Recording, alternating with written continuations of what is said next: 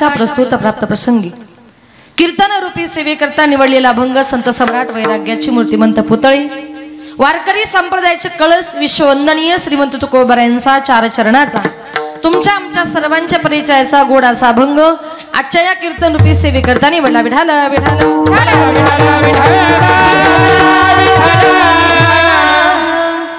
आलिया भोगासी असावे सादर दिवावरी भार घालोनिया. या अभंगाद्वारे जगद्गुरु तुकोबाराय म्हणतात की आपण या ठिकाणी जन्माला आल्यानंतर आपल्याला उपदेश करतात की आपण जन्माला आल्यानंतर आपल्या बरोबर कर्म नावाची गोष्ट ही बरोबर येत असते. कारण आपल्या जन्मालाच कारण आहे ती म्हणजे आपलं कर्म. मागच्या जन्मामध्ये ज्याप्रमाणे कर्म केले ते कर्म फेडण्याकरता तुम्ही आम्ही प्रत्येकजण या मृत्यू लोकांमध्ये जन्माला आलो. अगा कर्मी जे उरावे तेही सुख दुःखी फळावे आणि तया ते भोगावया यावे देहा एका. मागच्या जन्माचं काहीतरी कर्म शिल्लक आहे म्हणून हा पुढचा जन्म तुम्हाला मला प्रत्येकाला प्राप्त झालाय. मग ज्याप्रमाणे कर्म केले त्याप्रमाणे आलिया भोगासी असावे सादर. जे कर्म आहे जो भोग तुमच्या माझ्या वाट्याला आलाय त्याला तुम्हाला मला प्रत्येकाला काय करायचे सामोरं जायचंय. मग संत महात्मे म्हणतात कारण कर्म नावाची गोष्ट तुमच्या माझ्या प्रत्येकाच्या जीवनामध्ये बंधनकारक आहे. ज्याप्रमाणे कर्म केले कर्म नावाची गोष्ट देवादिकांना सुद्धा चुकली नाही हो. तुमच्या आमच्यासारख्या सामान्य माणसाचं काय कर्म देता झाले प्रयत्न करता काही न चाले. चौघे पुत्र दशरथा मृत्यू समयी एकही नवता. दशरथ राजाच्या पोटी देव जन्माला आले होते राम लक्ष्मण भरत शत्रुघ्न. पण मरते समयी पाणी पाजायला त्याचा एकही मुलगा शिल्लक त्याच्या जवळ राहिला नव्हता. याला कारण का त्याचं कर्म. मग त्याचं कर्म कुठलं ऐका. एक दिवस दशरथ राजा जंगलामध्ये शिकारी करता गेलेला असताना दुपारची वेळ झाली एकही शिकार हातामध्ये मिळत नव्हती. दशरथ राजा कंटाळला. त्याने ठरवलं समोर पाण्याचा तलाव आहे. दुपारच्या वेळेला कुणीतरी प्राणी तिथे पाणी पिण्याकरता येणार आणि पाण्याचा आवाज झाला का त्या दिशेने आपण बाण मारायचा. म्हणून घनदाट जंगलामध्ये दशरथ राजा झाडावर लपून बसलेला असताना त्याच वेळामध्ये श्रावण बाळ आपल्या आंधळ्या आई बापाला घेऊन काशी यात्रेला चालला होता. उन्हाळ्याचे दिवस होते. दुपारच्या वेळेला त्यांना आपल्या आई बापाची कावड एका झाडाखाली ठेवली. आई बापानं सांगितलं बाळा खूप तहान लागली जंगलातून कुठून तरी पिण्याकरता पाणी घेऊन ये. म्हणून श्रावण बाळानं आपल्या आंधळ्या आई बापाची कावड एका झाडाखाली ठेवली आणि तो पाणी आणण्याकरता जंगलामध्ये गेला. त्या तळ्याजवळ गेला. त्यानं लांबूनच कमंडलू पाण्यामध्ये बुडवला. शास्त्र असं सांगतं खास करून महिलांकरता सांगते त्या मुलांना खाली बसवा बरं खाली बसवा. ए बाळा खाली बस. शास्त्र असं सांगतं महिलांकरता की कुठल्याही पाहुण्या माणसाला पाणी देताना आपल्या बोटाचं जे काही नख आहे त्या नखाचा स्पर्श पाण्याला होता कामा नाही. कारण आपल्या नखामध्ये जेवढं विष असतं तेवढं कशातच नाही. आपण म्हणतो एखाद्या तहानलेल्या माणसाला पाणी जर दिलं तर पाण्यासारखं पुण्य नाही. पण बोट बुडून जर पाणी दिलं तर विष पाजल्याचं पाप लागतं. तर कीर्तनाला जर गेलो काही काही बायका असं अर्ध बोट त्या ग्लास मध्ये बुडवतात आणि म्हणतात प्या पाणी. कोण पिलो. म्हणून पाणी देताना जरा जपून. म्हणून पूर्वीच्या काळी साधूच्या कमंडलूला कडी असायची का तर नखाचा स्पर्श पाण्याला होऊ नये याकरता. लांबूनच कमंडलू पाण्यामध्ये बुडवला. पाण्याचा आवाज झाला. दशरथ राजाला वाटलं नक्कीच कोणीतरी प्राणी पाणी पिण्याकरता आला. त्यानं पुढचा मागचा विचार न करता बाण मारला आणि तोच बाण श्रावण बाळाच्या छातीमध्ये जाऊन लागला. श्रावण बाळ विव्हळला खाली पडला. आई बापाला तहान लागली बाळ गेला पाण्याला. आई बापाला तहान लागली बाळ गेला पाण्याला. दशरथाने बाण मारिला श्रावण बाळाला. दशरथाने बाण मारिला श्रावण बाळाला. बाण लागल्याबरोबर तो श्रावण बाळाच्या छातीमध्ये जाऊन लागला. श्रावण बाळ विव्हळला खाली पडला. सर आला तो धावून आला काळ विव्हळला श्रावण बाळ. आई गे अर्थ ओढणी हाक तो पडला जाऊन झोक. सर आला तो धावून आला काळ विव्हळला श्रावण बाळ. श्रावण बाळ विव्हळला खाली पडला. दशरथाच्या लक्षात आलं की अरे माझ्या हातून कुठल्या तरी प्राण्याची शिकार नव्हता, माणसाची शिकार झाली. पळत गेला, त्याला उचललं, त्याला विचारलं तू कोण आहेस? त्यानं सांगितलं मी श्रावण बाळ आहे. तू? मी दशरथ राजा आहे. त्यानं सांगितलं दशरथा, माझे मायबाप आंधळे आहेत, त्यांना घेऊन मी काशी यात्रेला चाललो होतो. त्यांचा मी एकुलता एक मुलगा आहे. माझ्या आई बापाला खूप तहान लागली होती म्हणून त्यांना पाणी आणण्याकरता मी आलो होतो. पण दशरथा, तुम्हाला बाण मारलास, माझे प्राण घेतलेस, आता मी मरणार आहे, पण मरते समय माझी एकच इच्छा पूर्ण कर, माझ्या तहानलेल्या आंधळ्या माईबापाला पाणी नेऊन दे. एवढंच वाक्य बोलला आणि श्रावण बाळानं आई बाबा करत करत तिथे आपला प्राण सोडला. श्रावण बाळाचा मृत्यू झाल्यानंतर दशरथ राजाने तो पाण्याचा कमंडल उभारला. त्या श्रावण बाळाच्या आई बापाकडे गेला. त्यांनी हलकेच अंदाज घेतला समोरून कोणीतरी येतंय. पावलांचा आवाज आला. बरोबर आई बाप म्हणतात, बाळा अरे 2-3 तासापासून आम्ही तुझी वाट बघतोय रे, आमचे प्राण तहानेने व्याकुळ झालेत, तू आमच्याशी बोलत का नाही? तुला राग आला का? हवं तर रागव, पण आमच्या समोर असा गप्प उभा राहू नको. आणि तेव्हा त्याने सांगितलं मी श्रावण बाळ नाही, मी दशरथ राजा आहे. मग आमचा बाळ कुठे गेला? त्याने सांगितलं चुकून माझ्या हातून बाण लागला आणि तुमचा मुलगा गतप्राण झाला. एखाद्याचा तरुण मुलगा जर गेला आणि गेल्याची बातमी कानावर जर आली तर माय बापाची काय अवस्था होते हो?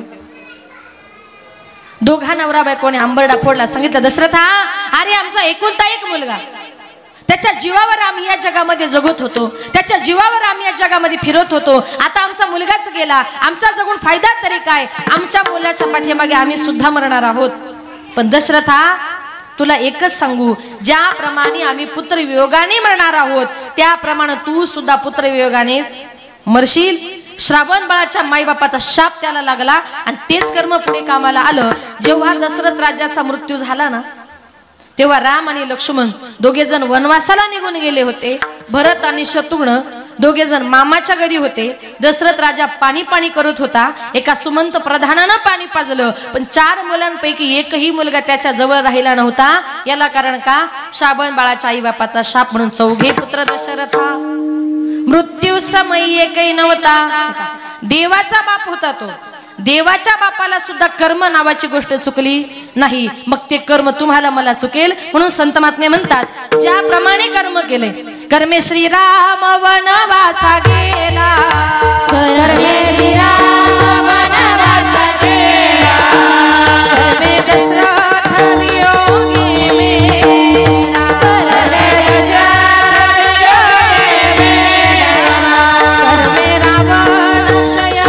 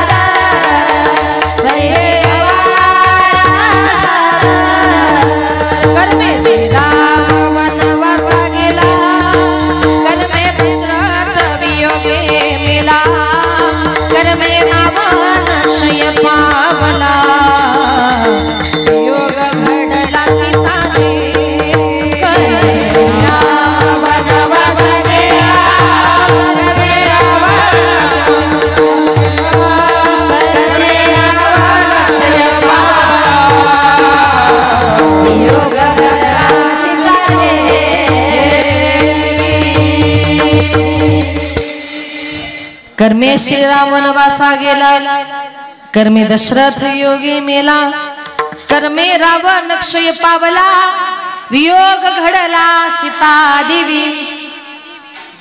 देवाला सुद्धा कर्म चुकलं नाही.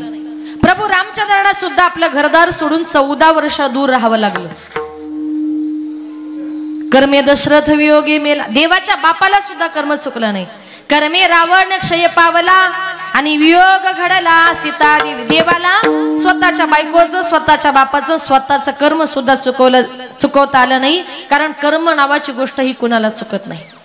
ज्याप्रमाणे केले त्याप्रमाणे तुम्हाला मला त्या भोगाला प्रत्येकाला सामोरं जायचंय. अभंगाची प्रथम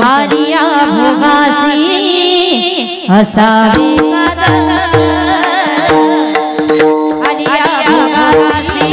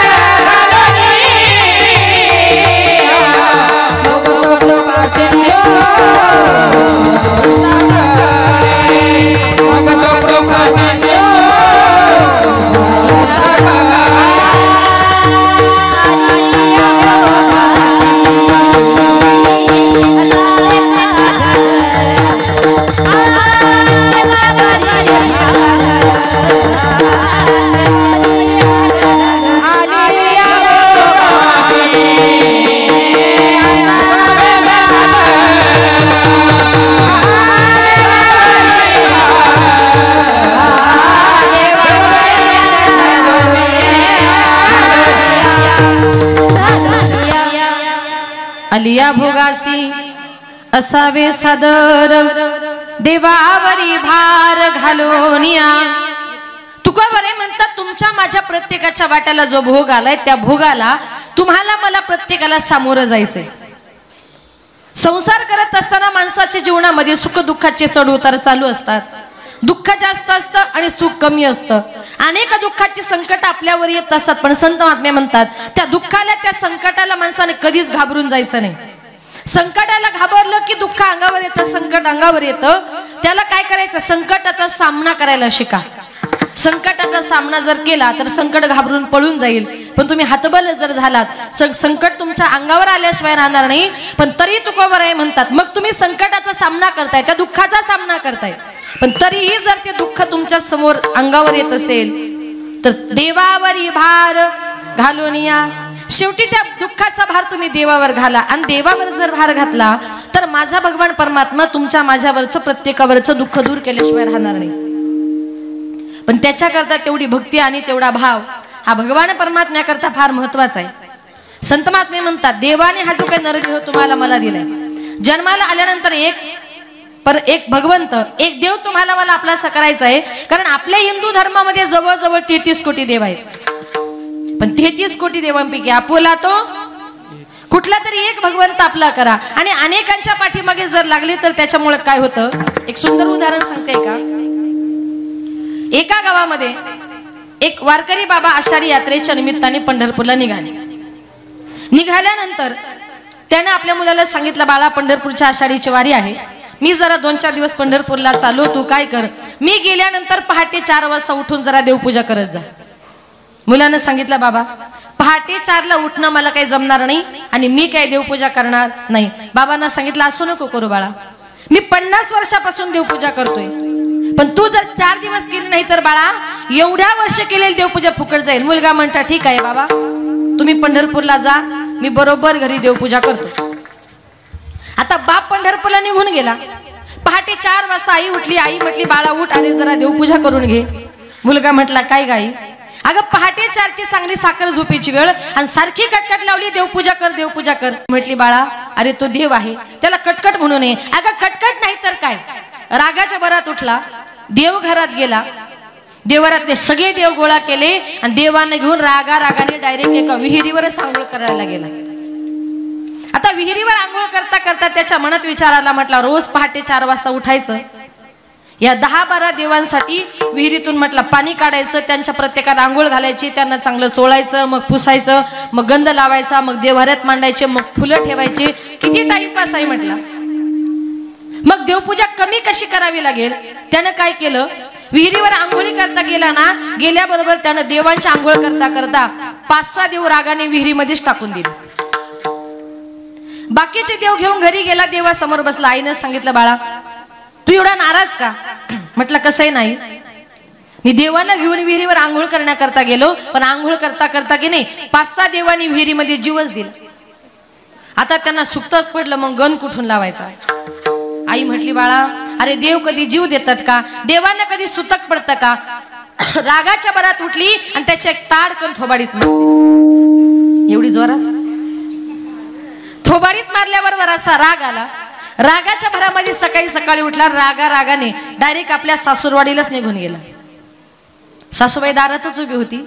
सकाळी 6 वाजता लांबूनच जावायला बघितलं आणि म्हणते जावाई बापू अहो बरं झालं आलात अहो देवानच तुम्हाला पाठवलं अहो पंढरीच्या पांडुरंगानच तुम्हाला पाठवलं। जावाई म्हटलं सासूबाई सकाळी 6 वाजता एवढं कौतुक कशा करता चाललंय देवानं पाठवलं पांडुरंगानं पाठवलं। ती म्हटली कसा ना जावाई बापू काल तुमचे वडील आमच्या घरी आले तुमच्या सासऱ्यांना अगदी जबरदस्तीने पंढरपूरला घेऊन गेले। मला कालपासून चिंता पडली होती देवपूजा कोण करेल म्हटली बरं झालं तुम्ही टाइमावर आलात। म्हटलं तिकडून सुटलो आणि इकडे आलो। आता पहाटे 4 वाजता सासूबाईंनी उठवलं। आता जावयाची देवपूजा म्हटल्यानंतर सासूबाईंनी अगोदरच सुगंधी फुले सुगंधी अगरबत्त्या सुगंधी अत्तर सगळ्या सुगंधी वस्तू आणून ठेवल्या आणि जावई बापूनं देवपूजा करायला सुरुवात केली। आता आपली शेजारी बाई आपल्या वासावरच असते ना तिला लगेच वास गेला आणि ती आली ती म्हटली काय हो तुम्ही रोजच देवपूजा करता पण तुमच्या घरातून आज इतका सुगंध कशाचा येतोय। ती म्हटली कसं आहे ना काल आमचे हे पंढरपूरला गेले योगायोगाने जावई आले. मग जावयाची देवपूजा म्हणजे सगळ्या कशा हायफाय गोष्टी पाहिजे. म्हटली काय ग, तुझे जावई देवपूजा पण करतात? म्हटली हो, अगदी उत्तम प्रकारे, अगदी छान प्रकारे. मग म्हटली बरं झालं, आमचे हे पण कालच पंढरपूरला गेलेत, जरा तुझी पूजा झाली का माझी पण करायला पाठव. त्यानं ऐकलं. तो म्हटला आता आपलं काही खरं नाही, रोज पहाटे 4 वाजता उठायचं, या 2-4 घरची देवपूजा करायची, त्यापेक्षा म्हटलं मीच जातो आणि एखाद्या विहिरीमध्ये जीव देतो. इतका देवपूजेला कंटाळा आला. रागाच्या भरामध्ये सकाळी सकाळी उठला, रागाने विहिरीकडे चालला. विहिरीच्या जवळ गेला, विहिरीमध्ये जीव देणार तेवढ्यात ते विहिरीचा मालक म्हटला, अरे थांब, माझ्या विहिरीमध्ये कशाला जीव देतोस? तुला जर कामाचा कंटाळा आला असेल ना तर माझ्या घरी चल, मी तुला कुठलंच काम सांगणार नाही. माझ्या घरी 2 टाइम नाश्ता, 2 टाइम जेवण, 2 टाइम चहा, दिवसभर आराम. माझ्या घरी तुला एकच काम करायचंय, फक्त पहाटे 4 वाजता उठून देवपूजा. देवतारी त्याला कोण मारी? म्हणजे देवाने जर ठरवलं हे कार्य तुमच्याकडून करून घ्यायचंय तर तो भगवान परमात्मा तुमच्याकडून ते करून घेतल्याशिवाय राहणार नाही. म्हणून देवाचा कंटाळा करायचा नाही. कारण का, या जगामध्ये आपल्याला वाचवणारा तोच आहे. आपुला तो एक देव करुणे गावाते नवीन जीवा सुख नोहे. आपुला तो एक देव करुणे गावाते नवीन जीवा सुख नोहे. आपुला तो एक देव करुणे गावाते नवीन जीवा सुख नोहे. आपुला तो एक देव करुणे गावाते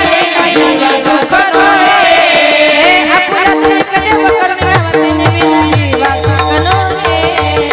आपुला तो एक देव करुणे गावाते नवीन जीवा सुख नोहे. आपुला तो एक देव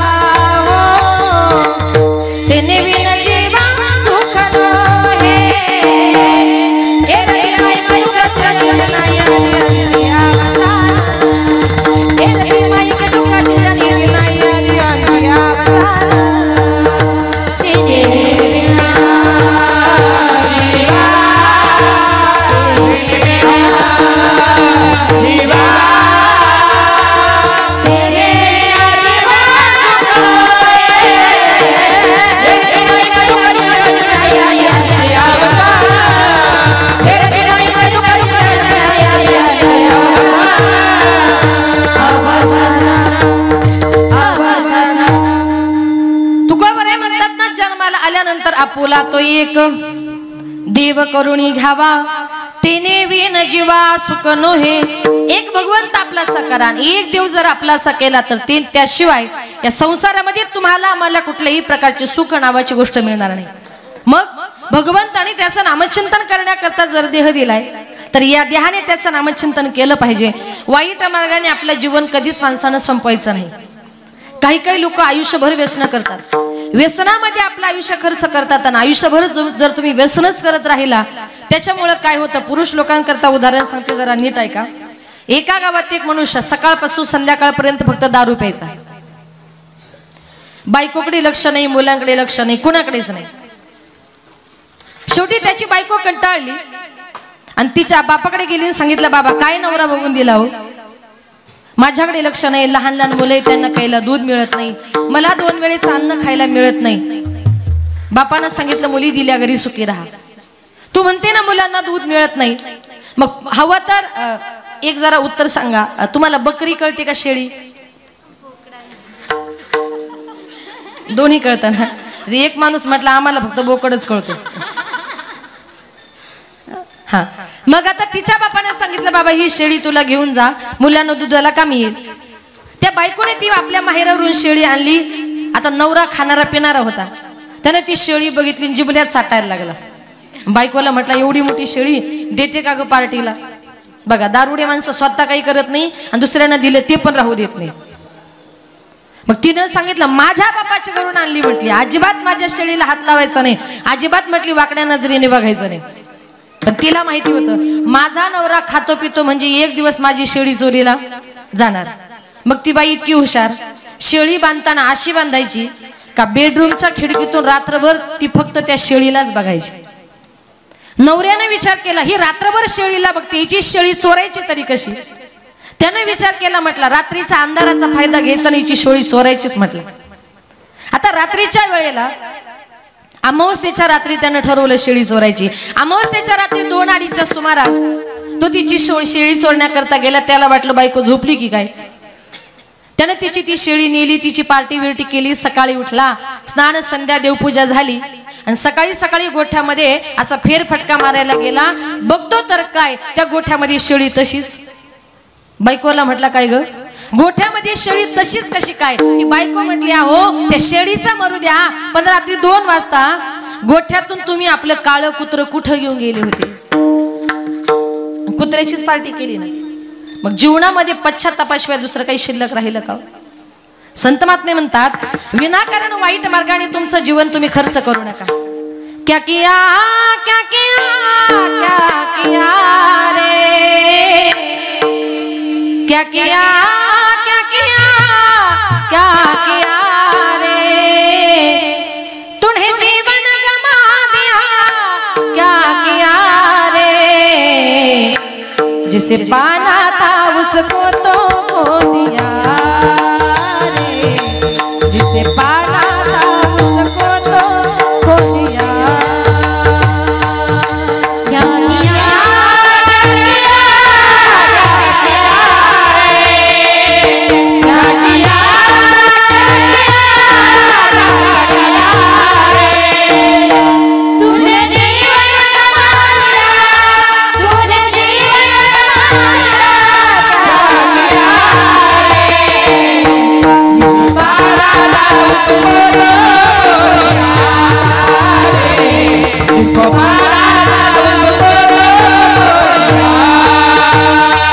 अमृत को छोड़ा पीता है शराब रे, भगवान के नाम को भूल दिया. अमृत को छोड़ा पीता है शराब रे, भगवान के नाम को भूल दिया. क्या किया क्या किया क्या किया रे, क्या किया क्या किया क्या किया रे, जिसे पाना था उसको तो खो दिया रे, जिसे पाना था उसको तो खो दिया. क्या किया क्या किया क्या किया रे, क्या किया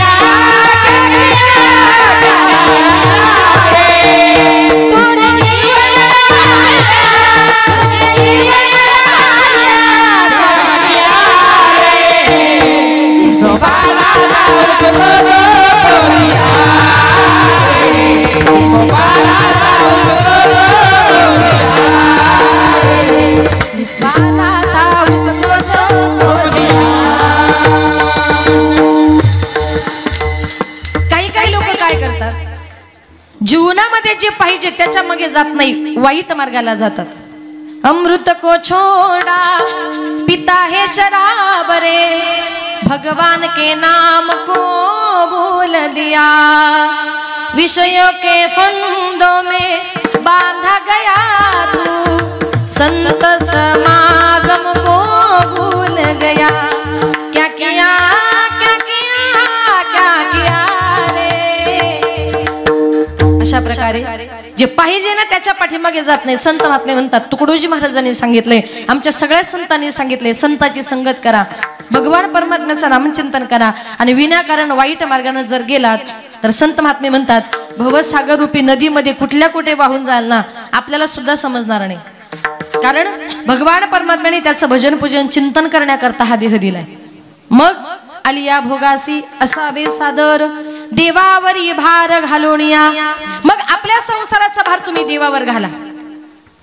तुम्ही सांगाल संसाराचा भार देवावर जर घातला तर भगवान परमात्मा आमचा संसार सांभाळेल. तुकोबरे म्हटले सांभाळेल ना. एखादं उदाहरण तरी द्या म्हणजे आम्हाला विश्वास ठेवायला. बघा, ज्या वेळेला माझे संत गोरोबा काका विठ्ठलाचे भक्त कुंभार समाजामध्ये कुंभार जातीमध्ये जन्माला आले.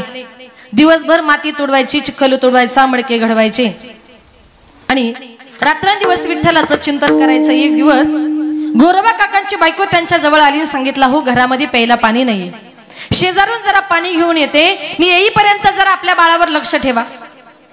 ते 7-8 महिन्याचं रांगणारं बाळ तिनं आपल्या घरामध्ये सोडलं।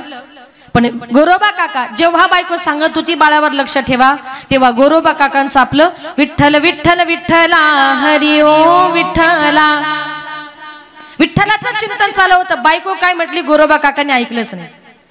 बायको निघून गेली। ते छोटंसं रांगणारं मूळ आईला घरामध्ये इकडे तिकडे शोधू लागलं। आई कुठे दिसत नाही। बाहेर बापाचा आवाज येत होता म्हणून गोरोबा काकाच्या जवळ चिखलापर्यंत ते मुलं गेलं। पण गोरोबा काका मात्र विठ्ठलाच्या चिंतनामध्ये मग्न असल्यामुळे अक्षरशः ते बाळ रांगत रांगत चिखलामध्ये गेलं। गोरोबा काकाने पायाखाली तुडवलं पण भान नाही। नवलाची गोष्ट ऐका सखे बाई, नवलाची गोष्ट ऐका सखे बाई, नवलाची गोष्ट ऐका सखे बाई, नवलाची गोष्ट ऐका सखे बाई। कुंभाराने बाळा तुडविले बाई, कुंभाराने तुडविले बाई, नवलाची गोष्ट ऐका सखे बाई, नवलाची गोष्ट ऐका सखे बाई। कुंभाराने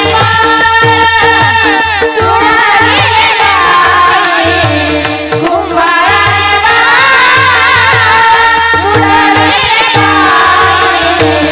नवलाची गोष्ट ऐका सखे बाई, नवलाची गोष्ट ऐका सखे बाई।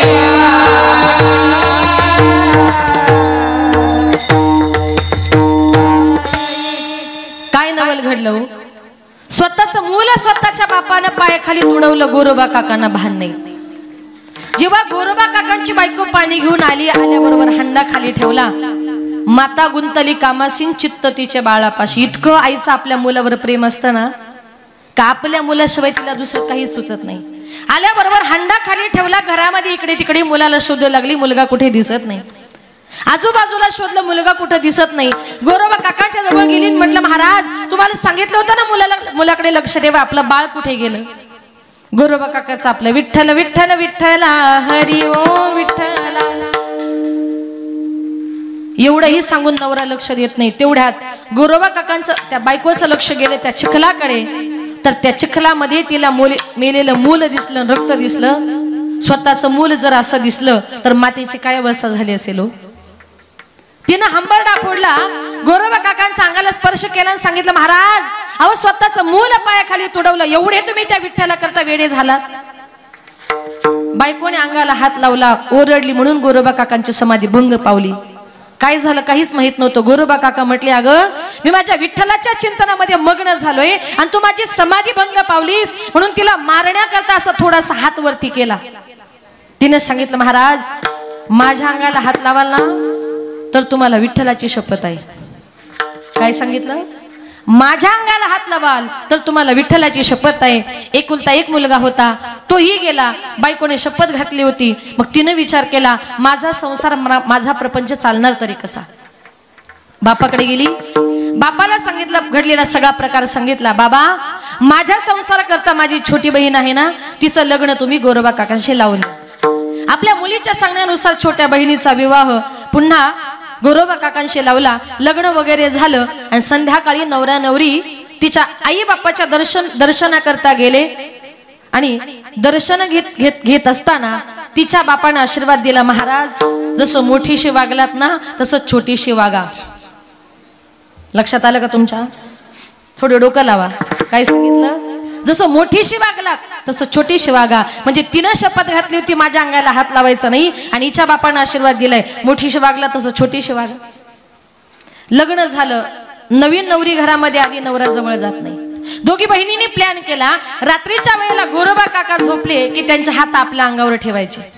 2:30च्या सुमारास गोरोबा काका गाढ झोपेमध्ये असताना दोघी बहिणी गेल्या, गोरोबा काकांचे हात घेतले, आपल्या अंगावर ठेवले आणि मध्यरात्री जेव्हा गोरोबा काकांना जाग आली, बघतात तर काय, आपले हात बायकोच्या अंगावर. अरे बायकोने शपथ घातली होती, अंगाला हात लावाल तर तुम्हाला विठ्ठलाची शपथ आहे. आज या हाताने माझ्या पांडुरंगाची शपथ मोडली, माझ्या विठ्ठलाची शपथ मोडली.